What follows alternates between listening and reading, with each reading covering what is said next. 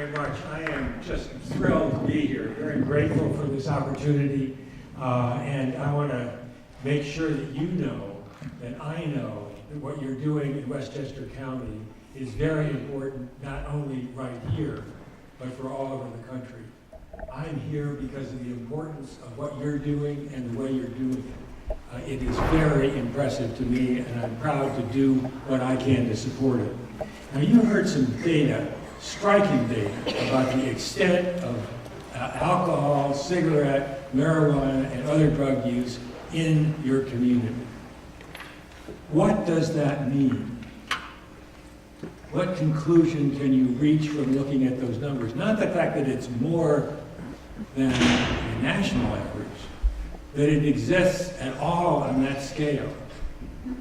Now, before you answer that, I wanted to focus on something that I realize is happening here, and that is this community has been galvanized by the death of 6 young people to overdose deaths. Our country is in the middle of a crisis. 2 weeks ago, I was with the head of the Center for Disease Control, and she called this a national emergency. A national emergency. 52,000 overdose deaths in the country. That's more than all automobile accidents and gun violence together. And that number is going up relentlessly, year after year. We have got a crisis. And I want to come back to that, the high percentage of youth who are using here.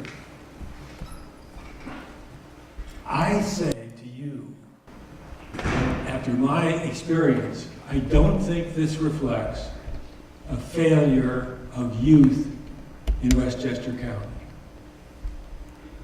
I think it represents an adult failure. I think it's a failure of adult stewardship. This is not a question of what kids want to do. 100% of that use is illegal.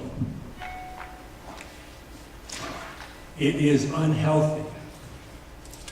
It is unwise. It is dangerous.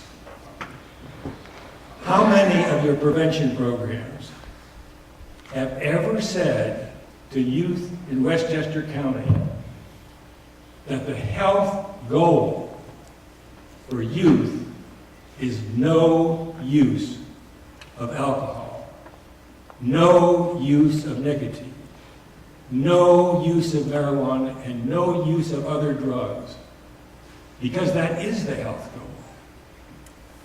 And have they ever heard that articulated? I doubt it.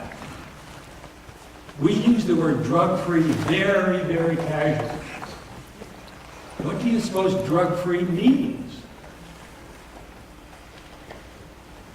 We usually don't say what it means. We don't even say what we mean by drug. Does a drug mean cigarettes? Vaping? What is a drug? Just heroin? No. It's kind of simple. I'm a medical doctor. I was the first head of the National Institute on Drug Abuse. I'm into research and brains and what's going on, and it's pretty simple what it is. Drugs are chemicals that stimulate what's called brain reward, which is the brain's fundamental mechanism of do it more. Examples of what those centers in the brain do have to do with sex and food, eating. How many behaviors can you think of that are more important to the propagation of the species than those behaviors? This is not an accident that those centers are there. But what happens with drugs is that they are chemicals that trick the brain reward with what's called superstimulation. They stimulate the brain reward more, oftentimes 10 or 100 times more than natural rewards. Now, people will say the chemicals are brain-affecting drugs. Well, that's true, but that's not specific enough. Prozac is a brain-affecting drug, and it's not a drug abuse drug. To be drug abuse drug, it has to stimulate brain reward. That is, people will pay money to get it.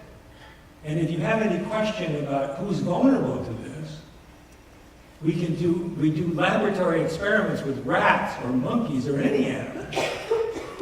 And they will work harder to get these particular chemicals than any other behavior. That's biology. It's not the poor rats or the black rats or the rich rats. No, it's all the rats. That's the brain. And what people have done is identified a relatively started with a small set of chemicals, now it's becoming bigger, that do that. And people like it, and they pay for it. A number that I find very compelling is that people pay for illegal drugs $100 billion a year. All the treatment in the country for alcohol and drugs costs $34 billion. The drug users could pay for it 3 times over with the cash they're paying for drug dealers. Why aren't they doing that? That's what we're dealing with. That's what the problem is. And if you think this is going to be a quick fix or a temporary fad, you are really mistaken. This is a very serious change in the world. We have got a global drug production, transportation, sale capacity. It's never happened before. And it's changing all the time and getting better. It's delivering drugs at higher potency, at lower cost, and more convenient every year. And it's global. It's not an American problem. It's not a Rye problem or a Westchester problem. It's a global problem. Because the biology is there. So that's what we're dealing with. And what you're going to see, I'm going to run through some slides. Some of them take more time than others. But I want you to know that we are videoing, taping this, so other communities can see it too. And I think it's really important. And I want to go back. I started in this. You heard I was 40 years. It's actually 1 year shy of 50 that I started in this. And I cut my teeth on a heroin epidemic in 1967, 1968 in our nation's capital. This is deja vu for me. This is a new heroin epidemic. This is how I came in 49 years ago to see what is going on. It's very, very striking and very worrisome, but this is different. Profoundly different than what happened. In 1970, the problem was inner city, minority, criminal males. There was a crime epidemic. And we responded to that. We could talk about what happened, but we did a pretty good job of dealing with it in a lot of ways. This is profoundly different. Look at that demography. This is everybody. It's not just in Westchester. It's in rural areas. It's in small towns. It's in the Midwest. It's in the South. It's a national problem that we're dealing with. I want to tell one more story, and then I'm really going to get to these slides. When I was the head of NIDA, the National Institute on Drug Abuse, a mom from Atlanta, Georgia, wrote me a typed letter, 2 pages long. She had no credential, just a mom from Atlanta. And she was concerned, and the country was dealing with a sudden upsurge of marijuana use. I'm going to show you some data about that, of marijuana. And she was concerned about She wrote the letter and said, I was part of the problem. What did she mean by that? She said, you are caught up in battling where marijuana fits into American society, and you're never going to get out of this. The issue isn't about marijuana, it's about kids. And if you could just say, it's important that kids not use, all the controversy goes away. Nobody thinks it's a good idea for kids to use drugs. Alcohol people don't say they don't want you to use alcohol, and the tobacco people. The marijuana lobby people don't think it's a good idea for kids. They say that. We can just finesse a lot of the controversies that are going on by what that mom said to me, Keith Schuhart.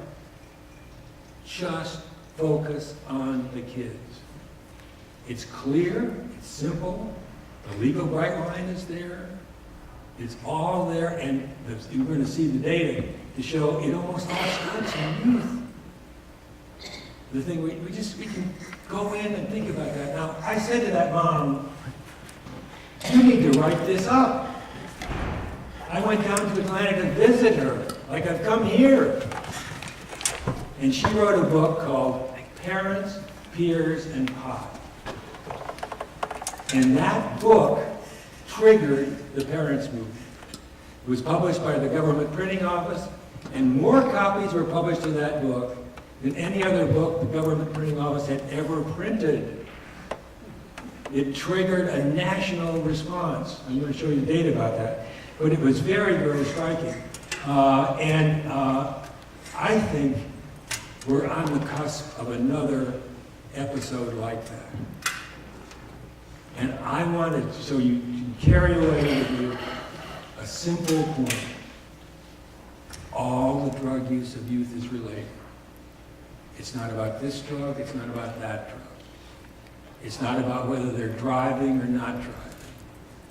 It's not about binge drinking, it's about drinking. And if you can get that idea in your mind, you've got what I'm saying. And I'm saying we need to work together. How many of our kids have heard their pediatricians tell them the health goal is not to use any drugs? I'm going to say pretty much never. How many have had their coaches tell them that? How many have had their anybody tell them? Parents. They don't hear that. And I think it's really important that we get into that. So let me go ahead. I'm going to go on with my slides, and I'll go through some of them quickly. But I want you to know that however quickly I go over some of these, they are going to be available to you, so you'll all be able to get the slides if you want them. And they'll be available through the video also. So that's kind of a good thing. Okay, let's see here.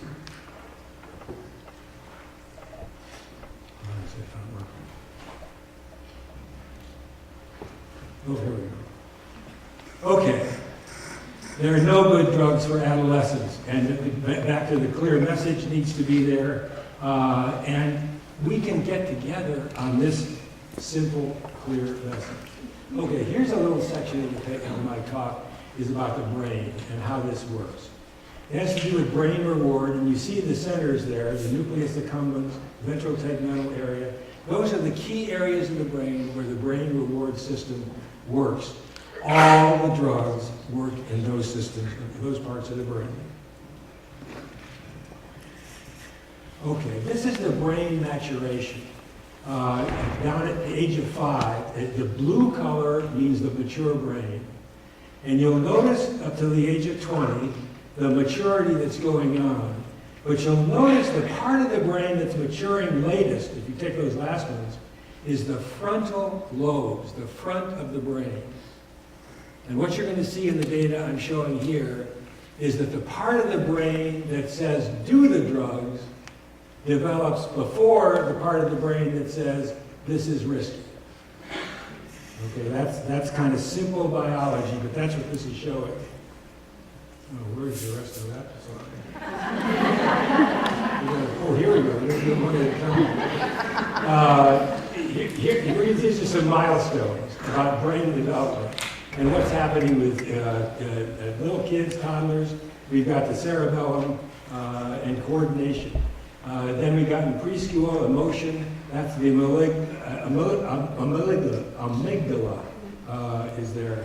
And then later on is the nucleus accumbens, having to do with motivation, back to the yes to it more. And then later is the prefrontal cortex, and that is not completely developed until the age of 25, interestingly enough, not 21 even. Here's the graphically showing the same thing, that the prefrontal cortex develops much later than the nucleus accumbens, and that is crucial to what we're talking about. Now this is a complicated slide, but it's interesting, and I can explain it simply. To get into the detail would be a lot, but if you look at the blue line is kids. The average age is 10, and you'll notice that for a small reward and a large reward. And for a small reward, the kids get a big response, which is in the nucleus accumbens. So a little kid gets a little praise, gets very excited about it. You'll notice the adolescent line is the black line, and the teenagers, those are average 16 years old. They don't get so excited about the small reward. But now look at what happens with a large reward. And you'll notice that bigger than the adults, the adults in that picture are the green line. And that standing out, that black response to a large reward is adolescence. So when something happens to reward the brain, they get an unusually strong reaction to that, just in brain biology. Okay, so this is my message. Adolescents are uniquely vulnerable to the brain reward and to the risk-taking that is at the root of all of the drug problem. Okay? Not too complicated. Now this is a stunner.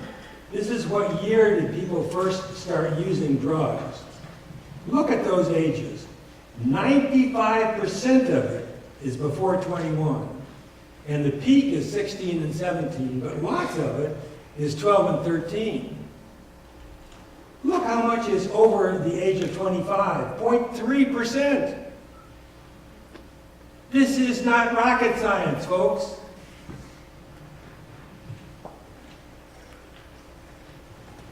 Now, as you heard before, the earlier it starts, the more malignant the course.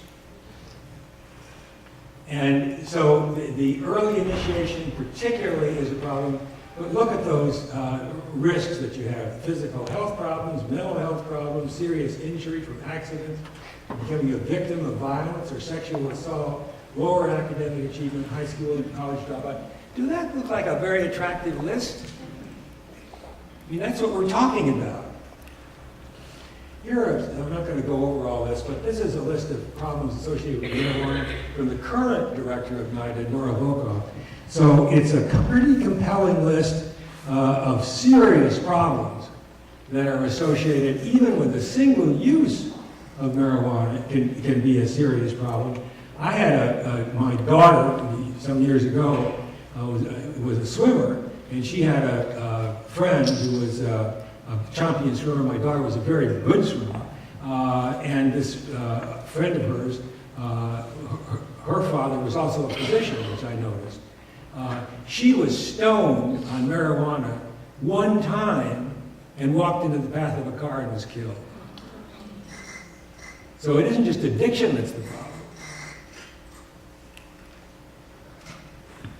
Now, the goal that I'm saying to you, I want to think about, you thinking about, and are collectively thinking about, is no use for a child's health and welfare.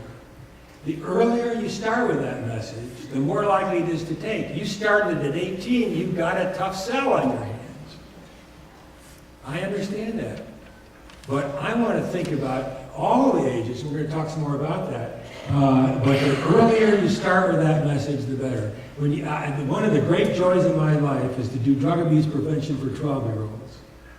I'm really a star in that, and they agree with everything I'm saying.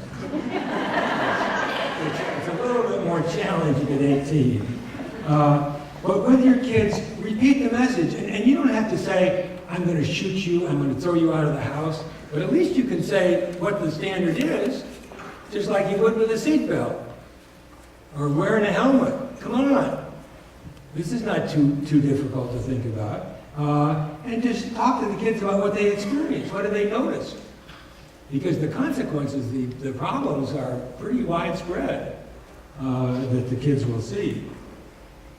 The tough problem for parents is children who are already using these drugs. And why is that? And that's really not too complicated.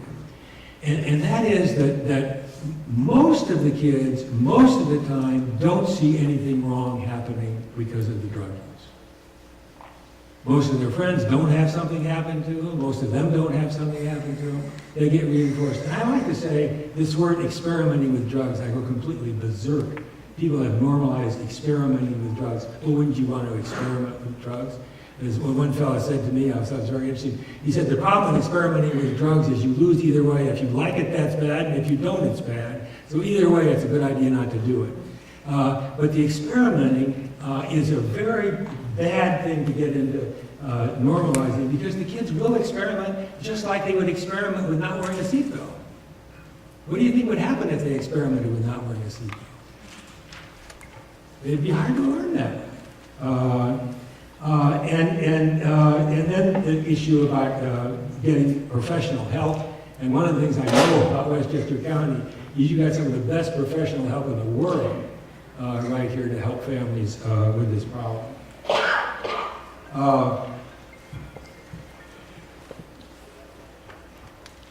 There's a question about what to do. One of the things, we were talking about these 6 families who had tragic losses of young people.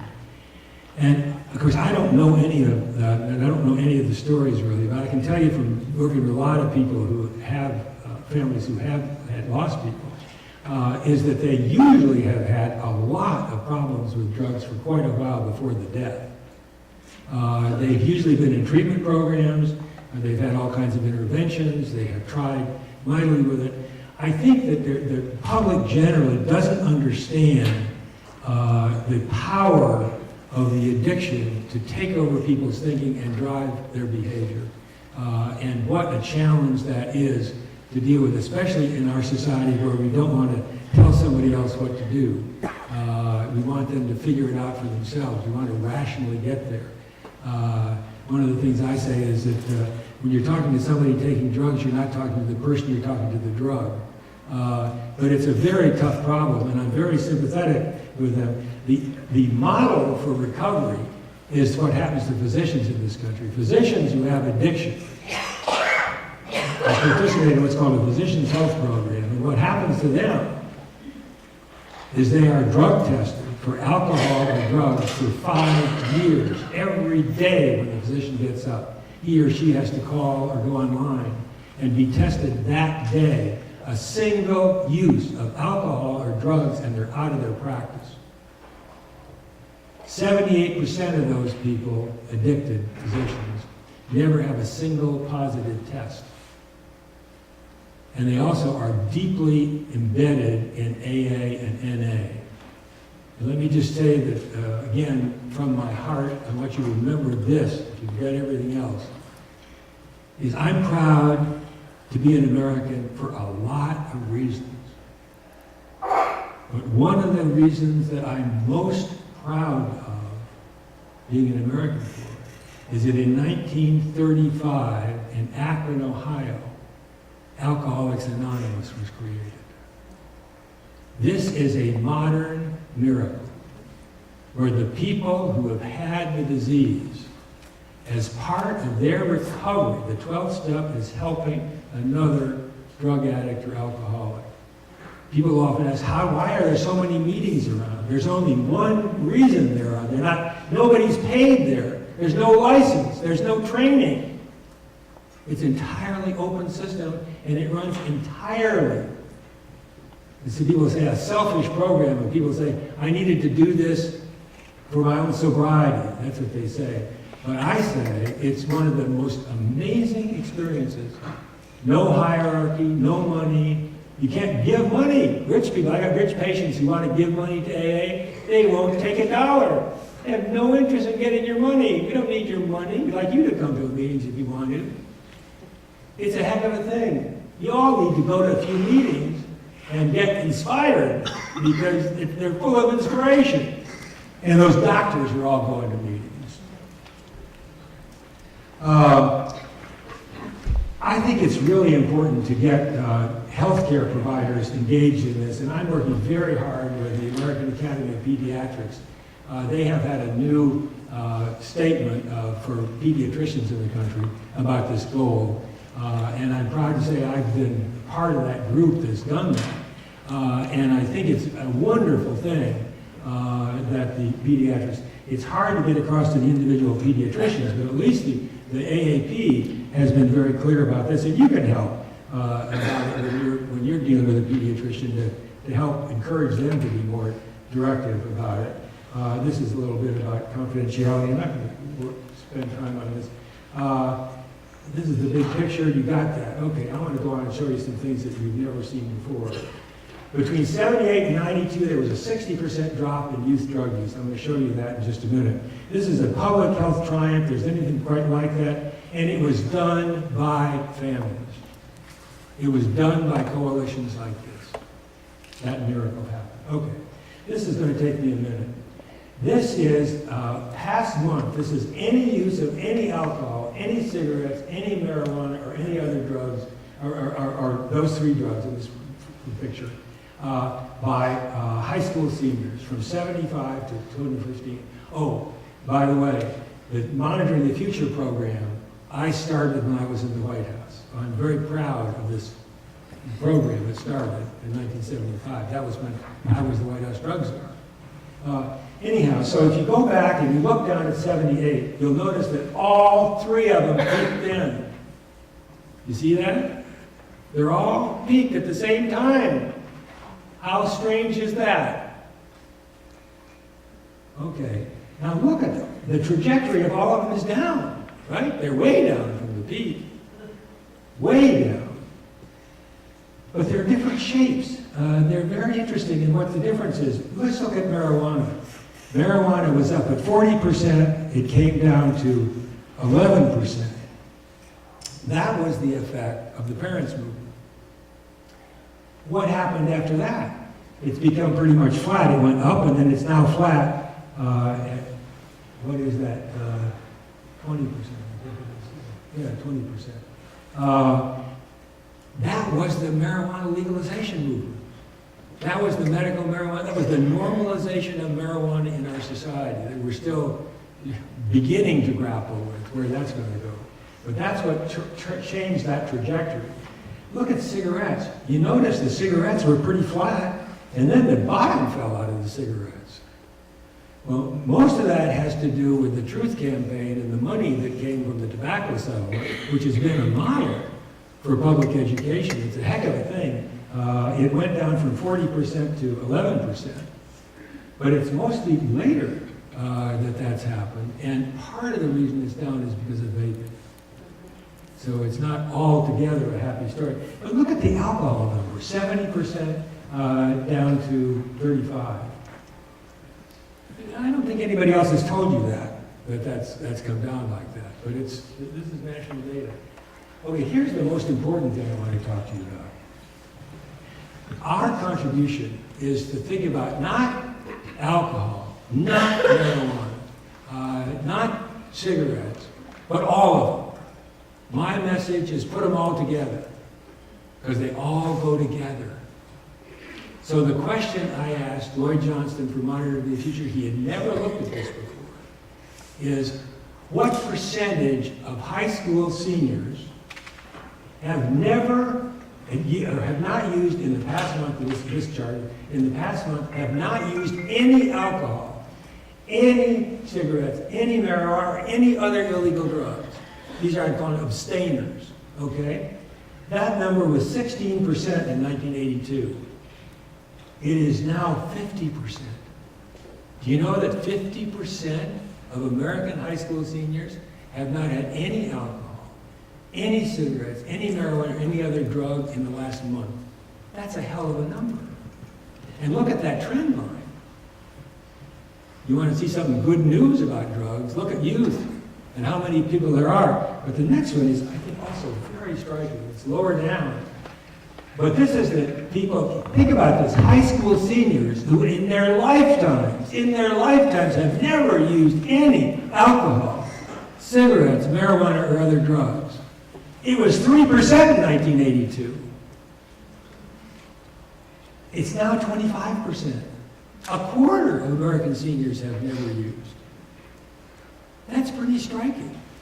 Our goal, my goal, is to raise these numbers, support this, get some adults getting in the game. Now, this is, you're familiar with this, and we saw that from your local data here, but you see the growth over time of these numbers with age. That's not very surprising, but it's important. Now, this is a little different. This is lumping together the way the household survey does it. It lumps 12 to 17 and 18 to 25.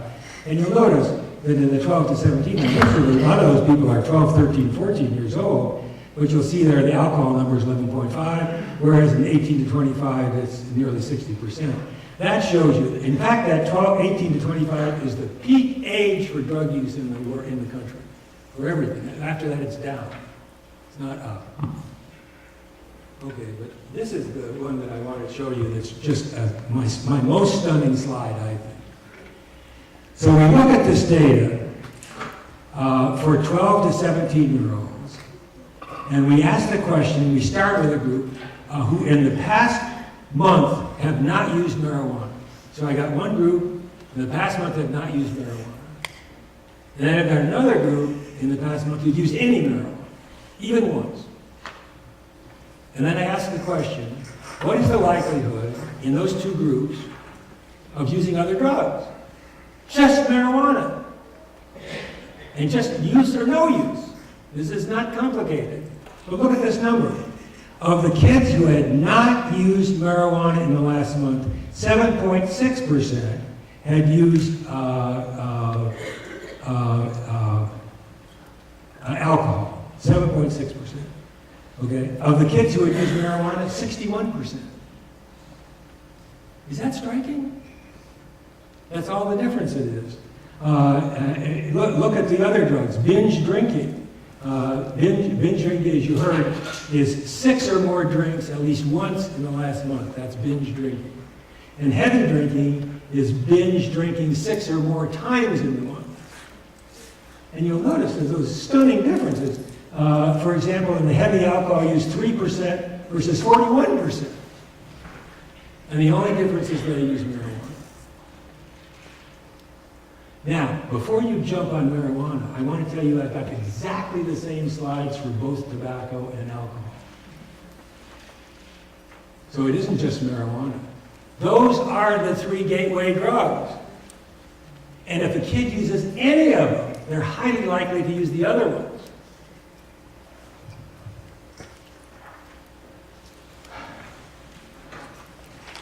Again, go back to my goal. Is no use of these substances for reasons of health. And it's very important, it's not moralistic. It is a legal matter, but it's not for the legal reason. It's legal because it's unhealthy.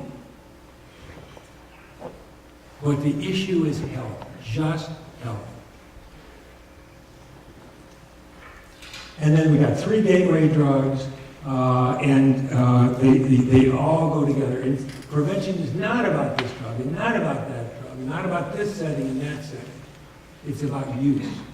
That's what it is. Okay, so I got this idea. Prevention is possible. And that's what that abstainer data shows you. That it's not pie in the sky. It's not an empty goal. It's something that is it's not only possible, but you've got growing percentages that are actually doing it right now. And I recommend teaming up with the adolescents health provider and others, and teachers and everybody else, everybody get into the act about this. Now, I don't want to end quite yet. Don't clap, please. Even those 3 people who want to clap, need to restrain themselves. I want to be able to have, I'm going to have a questions and have you ask questions. But before, I just want to say one thing. I had an experience last fall that was really life-changing for me. And that is, I was asked with a small group, who included Bertha Madras, who I understand has been here to speak. She was in the same group I was. We went to the Vatican to work with Pope Francis on a statement about drugs. And Bertha and I were the key people writing that statement afterwards. And it was a wonderful experience. And for all the deficiencies in my presentation today, of which there are countless, on the website of our organization, the Institute for Behavior and Health, is my entire 27-minute presentation at the Vatican. So I encourage, if you haven't had enough, take a look at that. And that's something that I'm very proud of. So I'm going to just end here. Well, let me see. There's one other slide I need to show you. This is the Institute for Behavior and Health. It's a 501c3 nonprofit. Here's our websites. The first one is the one that's got the ibhnc.org. Okay, I want to end here before you have questions.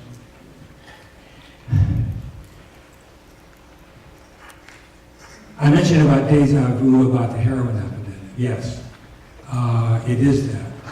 But to me, the deja vu is the parents' movement. I think you underestimate what's happening right here. I think you underestimate what those 6 deaths mean. I think you underestimate what that data about your kids' drug use means. I think you underestimate what you can do together to deal with this.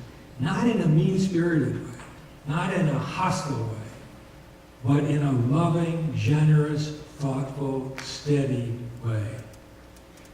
To help people grow up without using the drugs. And when you do that, you get them to the adult period, and the whole calculation is an entirely different calculation when you get to that place. But to think that the youth drug use is immutable, and that all you can do is tinker around the edges of it, I think is not doing a service to young people, and it is not recognizing the capacity that you have and other families have, and getting other people to get involved with it. Everybody who cares about kids needs to be involved in this, needs to work together to do that. But you can't do it unless you can articulate the goal clearly. If you don't do that, then people are not going to understand what you mean by drug-free. It's going to be whatever they may think about it, what it is. So that's what's really important to me. So I will end there, and I thank you very much for this opportunity.